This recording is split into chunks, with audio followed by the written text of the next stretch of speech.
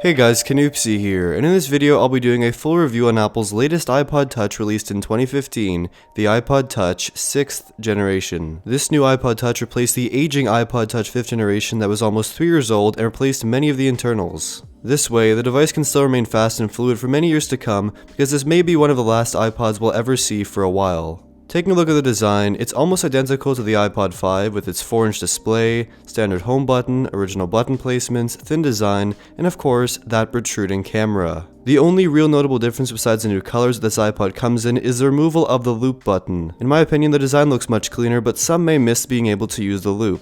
It's not really a bad thing the design didn't change too much because it still looks very beautiful and modern and fits in well with the design of other Apple products. And at 6.1mm thin, it's thinner than most other phones and tablets on the market, and that's pretty impressive. Moving on to specs, the device is definitely a large jump from the previous generation and is very close to the overall speed of the iPhone 6 and 6 Plus. The iPod has a 64-bit A8 processor clocked at 1.1 GHz and is dual-core. We also have the M8 Motion coprocessor and 1 GB of RAM. For powering your device, there's a 1043 mAh battery, which should be able to get you through about a day with low brightness and medium usage. And lastly, there are storage options of 16, 32, 64, or 128 GB of space. Using Geekbench 3 to get some scientific benchmarks, it compares very closely to the iPhone 6 and 6 Plus as you can see here. More importantly though, regular usage and day-to-day usage is very fluid, apps open and close with no problems whatsoever, and all animations are fast and smooth. Playing graphically intensive games like Minecraft Pocket Edition also run very well with pretty much no drops in frame rate and performance, making this device a great portable game player.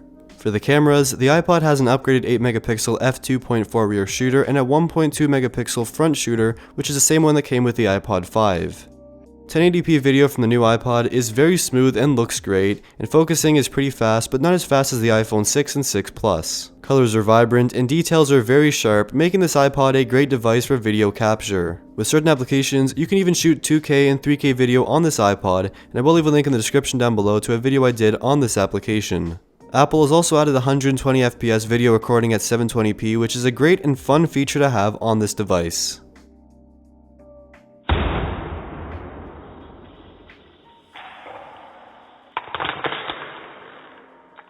Pictures are also pretty great, but mainly outdoors and in brightly lit conditions. Indoor shots and darker shots can be a bit noisy, but that's expected and they're still mostly usable. But overall, this camera is quite an improvement from the iPod 5 and it makes it a great device for photography and video recording.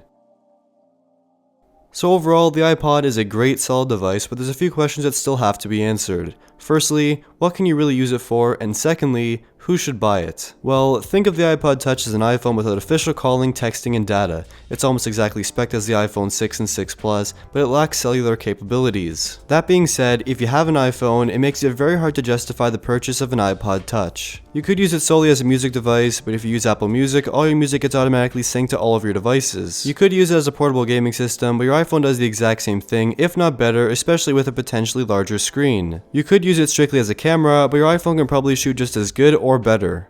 But if you have an Android phone or an older iPhone, this can be a great device to check out the Apple ecosystem and experience much faster hardware. The people who should really buy the iPod Touch 6th generation are people who don't have a phone or a tablet and want a fast portable device that does the essentials and much more, or someone who wants to experience iOS. The iPod is a really great choice for younger kids, and personally, I think the iPod is a great device if you're someone who likes to test out beta software or test out jailbreak tweaks, as it would make a great testing device. To conclude, the iPod comes in at $199 in the US, and it's an extremely fast and capable device with very close similarities to the iPhone 6 and 6 Plus at a much more affordable price. And if you enjoyed this video, be sure to leave a like down below, comment your thoughts on the iPod Touch 6th generation, and be sure to subscribe if you haven't already.